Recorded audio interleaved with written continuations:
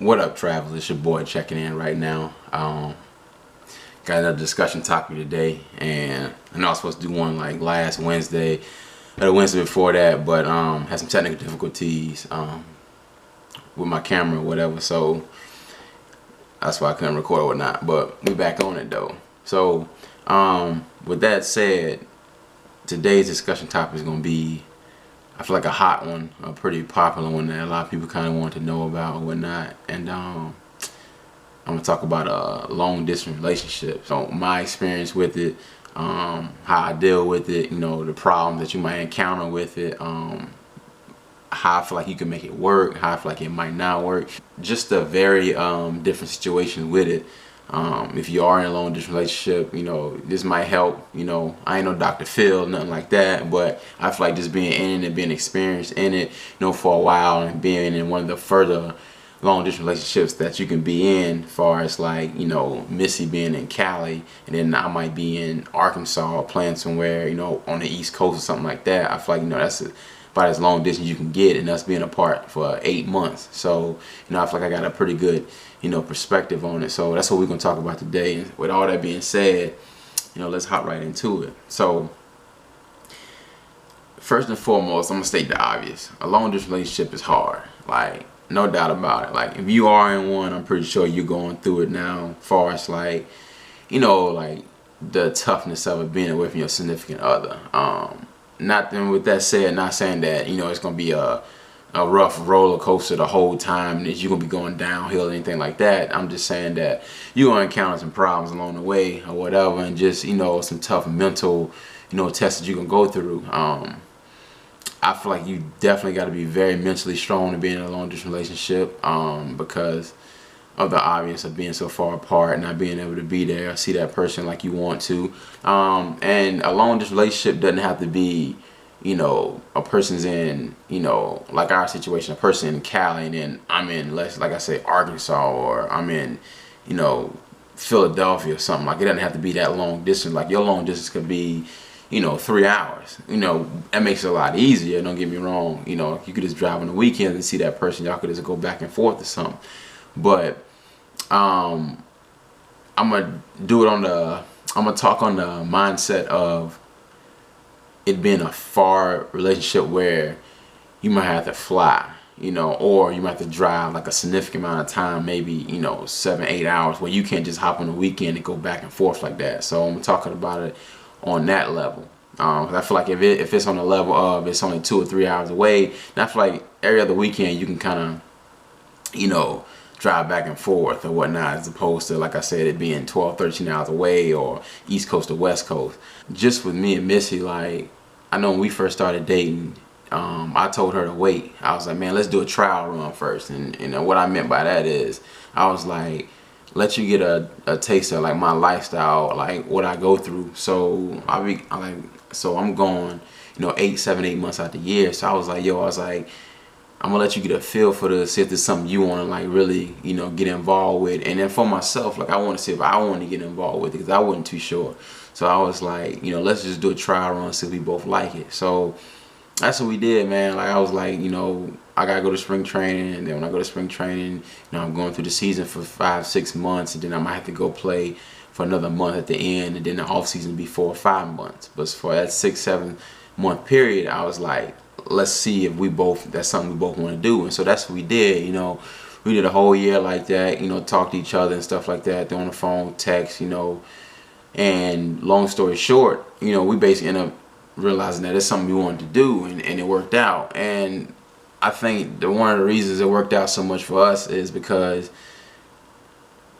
I feel like a big part of it is that we both were busy. Like, she was busy, working and doing YouTube and stuff like that, and I was busy because I was at the field from, I'm at the field from like 1:30 to 11 at night. So it wasn't like we were both just sitting by the phone every day, like waiting for one another to call, like, what is this person doing? We always had something going on in our own life, or agenda that we were trying to get done or accomplish. Our routine would be, like, if I was on the East Coast, she was on the West Coast at the time, the time difference was like, if it was 7 in the morning in Cali, then it was probably 10 in the morning East Coast. So me getting up around 10 would be the same time she would be getting up or something to go to work or whatever. So it kind of worked out like that.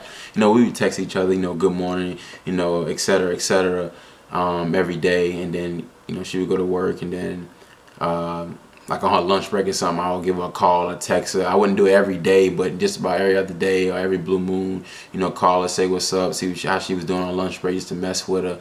And then I would have to go to the field at like 1:30, and then I'll probably have to go do some stuff at the field, so I'll probably be away from my phone for like an hour. And then when I got back in at like I'd say about 2:33, I have to be back on the field at 4 again. But within that time frame, that hour time frame, I would come back in, I would shoot her a text like, hey, what's up, what you doing? Then I have to be back on the field, like I said, at 4, and I would get back in at probably like 5:15. The game was at 7, so I would have like an hour and probably like, you know, 30 minutes that I could really like talk to her and stuff like that. And so by the time we got back in at 5, she was just getting off work. So it kind of worked out where, you know, she was getting off at work. I had a good bit of time I could talk. So, you know, that's when we really talked. I had to really talk during that time, you know, give her a call, you know, talk to her. You know, conversation lasts anywhere from, you know, 15, 20 minutes to, you know, maybe an hour, just depending on, you know, the situation. And so, then I would get ready for the game, and then she, you know, would do what she do. You know, she probably working on some, you know, some videos or editing or something like that.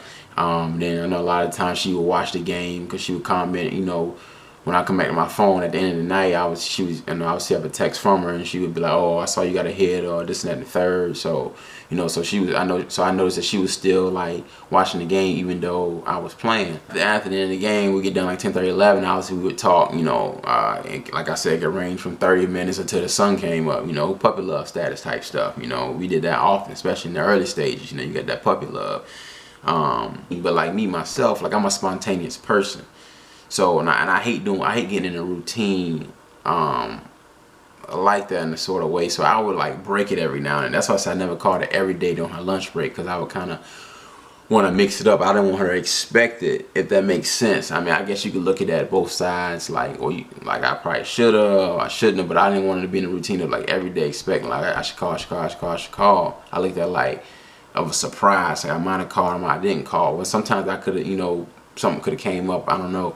But I would do stuff like if we got the phone at like 12 o'clock, I'd call her back again at like 2 in the morning. I'd be like, hey, what's up? What you doing? She'd be like, I was sleeping. I'd be like, oh, I was just calling just to, you know, message you or whatever. And she'd like, oh, I'm up now. And I'd be like, man, how you up? And you just was asleep, you know what I'm saying? And she was like, oh, I'm up now. So she would want to talk, and so we would talk for like, I said we might talk from 5 minutes to, you know, another hour, but I wouldn't try to, you know, keep up too long. I should get him go to work. But I would just call just to mess with her. This type of person I am. Like I like messing with her, stuff like that. Like I said, we're both busy. And we had stuff to consume our time, so we wasn't always worried about like, oh, like I ain't talked to Trav, or I ain't talked to Miss, like that. So it's kind of like we always had something going on. Like I said, I ain't no Dr. Phil, but this is my opinion. I feel like the way to make a long distance relationship work, I think is the number one thing is communication. I feel like if you communicate, then your significant other trusts you more, you know, because obviously trust is going to be a major key when being in a long distance relationship, you know, because of the obvious of being so far away. But I feel like if you're communicating, then you'll build trust. 'Cause I feel like you can trust somebody to the fullest. Like say you trust that person like, you know, 100%. But if y'all not communicating, you know, daily, when I say daily, I don't mean like keeping tabs on one another. I'm talking about just communicating thoroughly, you know, letting each other know what you're thinking about them, you know, saying, hey, what's up? How's your day going? Blah, blah, blah.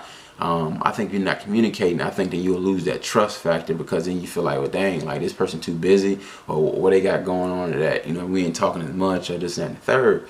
So I feel like if you can communicate, I feel like that's gonna build a lot of trust.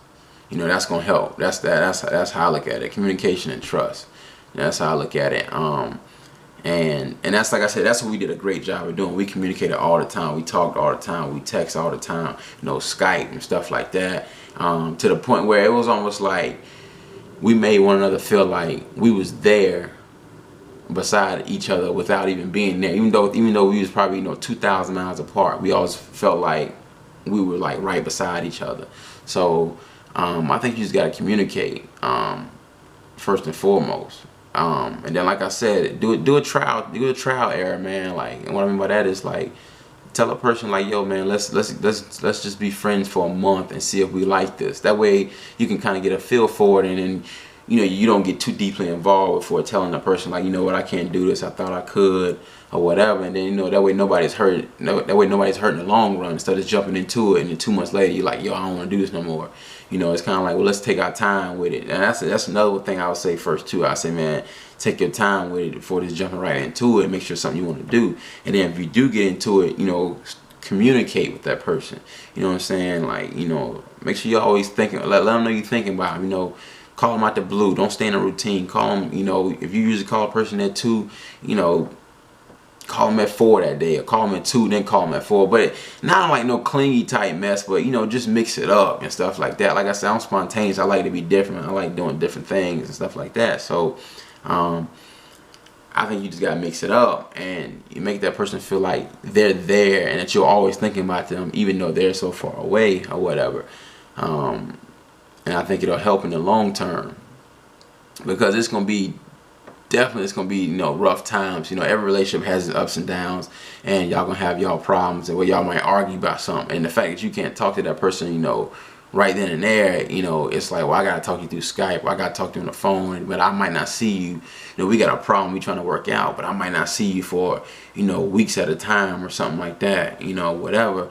And it's like, that's why I say the mental part is challenging, because in a situation like that, you got to really figure out, like, once again, you got to communicate and be able to understand a person and how they feel. I always tell people with me, like, I feel like in relationships, like, listen to the person. I feel like we as, humans or people, we get so caught up in, telling the person what they did wrong. We don't really realize like what we did wrong.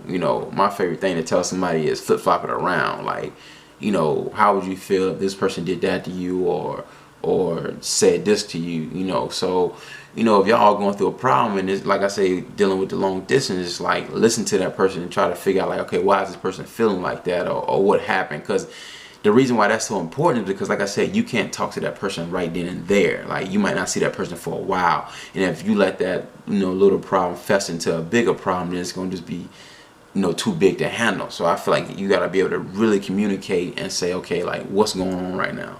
Like, why is this person feeling like that? Okay, how can I, what did I do? Or let me try to understand why he or she is feeling like that. So I feel like if you communicate,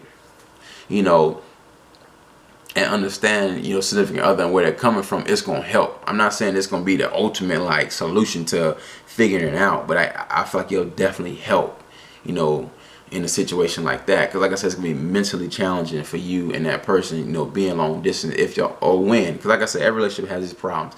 So when y'all get into it, so you got to be able to communicate with that person, figure out what's going on and talk to that person. Like I said, when you talk to that person, listen to them before you be so quick to say, well, this happened, so this happened. It's like, well, let me listen, dissect it, see what's going on, and then give my response or whatever based off that. And then if you are I don't like to use the word insecure. If you are a wandering person, let's use that word for example. If you're a wandering person, like like if a person didn't call you all of a sudden, like usually call you at 5 every day, and all of a sudden that person didn't call you till 7, and you like, yo, why you didn't call me at what happened, why you call me at 5, or what was you doing?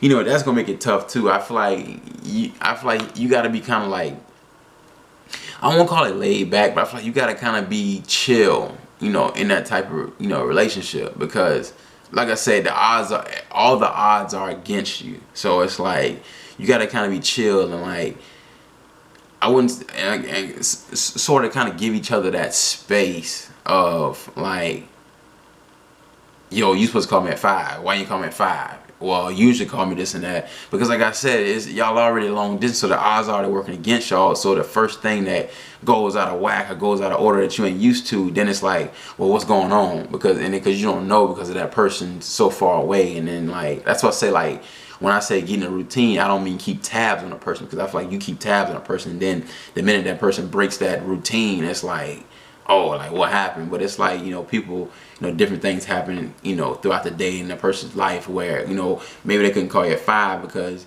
maybe a meeting ran longer or whatever the case may be. I just feel like I said, if you're a wandering person, I don't want to use the word insecure. I'm going to say if you're a wandering person, then I feel like you're going to make it tough on yourself in a relationship because the minute something goes out of whack. And it's like I said, because you're not there then and there to figure it out. So, that's just how I feel, man. I just feel like my whole strategy for anybody that's thinking about getting into a long distance relationship is, I would say, do a trial and error. Like, tell that person, like, yo, let's see how we like this. Like, let's give ourselves a month, or let's give ourselves 2 months, or whatever the case may be. For me, I told Missy a year because that's how long I was gone. I was gone from February, and I wasn't coming back till sometimes like in October. So it's like I said, basically a year. Like, let's do a year. That's why I did a year. So you might tell a person like, yo, let's do a month, or let's do 2 months, but give each other a like something to go off of to see if y'all really like that. If y'all decide like this is something y'all want to get into, I would say the next step is communicate. Make sure y'all communicate, because I feel like if you communicate, then you'll build trust. And then once you got communication and trust, then it'll take y'all a long way. Like I say, y'all gonna still have problems and stuff like that. It's gonna be tough. Like I said, when you get into arguments or whatever the case may be, like it just is what it is, and it's gonna be very challenging. Like I said, I'm very proud of me and Missy how we deal with it, because we give each other space. We balance it very well. Like I said, we both have a lot going on, so we give each other space. We balance it. She does a great job of coming to see me, because obviously I can't leave, so she comes like once a month, and spends time with me. We do a really good job of just balancing it out and making it work. So, like I said, man, you just gotta communicate and trust that person. And like I say, when times get rough, like, listen to that person to figure out what the problem is, because like I said, you can't just all of a sudden say, yo, come through, I need to talk to you. It's like, well, all we got is Skype and the phone and text. So it's like, talk to that person, try to listen to that person to figure out what's going on. But that's my experience and my thought on long distance relationships, and what I think might help, what I feel probably can hurt it, whatnot, and how I feel like you can, prepare yourself for it. Like I said, man, give each other a trial run. Then if you do decide you want to go through it, communicate. I think that'll build trust, and then from there, go forward. And like I said, when you run into a problem of whatever the case may be, like I said, listen to your significant other and try to figure it out, because like I said, it's gonna be hard, because you can't just say, come through, let me talk to you face to face or whatever. It's like, well, all you got is phone, text, and Skype. So it's like, try to really figure out what's going on and communicate, man. Like I say, my biggest thing, like I said, on this relationship, I feel like communication is key. That's just how I feel. I hope this was helpful. Like I said, this is my take on long distance relationship and my experience, and what we've gone through and how we deal with it. So I hope this is helpful. This is a discussion topic for the day. I'm gonna come with another one soon. Don't know where they're gonna be at, but hope y'all enjoyed it. Hope it was helpful. Keep it tuned in. Keep it locked. You tune in to TravTV, raw and uncut, live in effect, and I'll be back sooner than you think. Peace.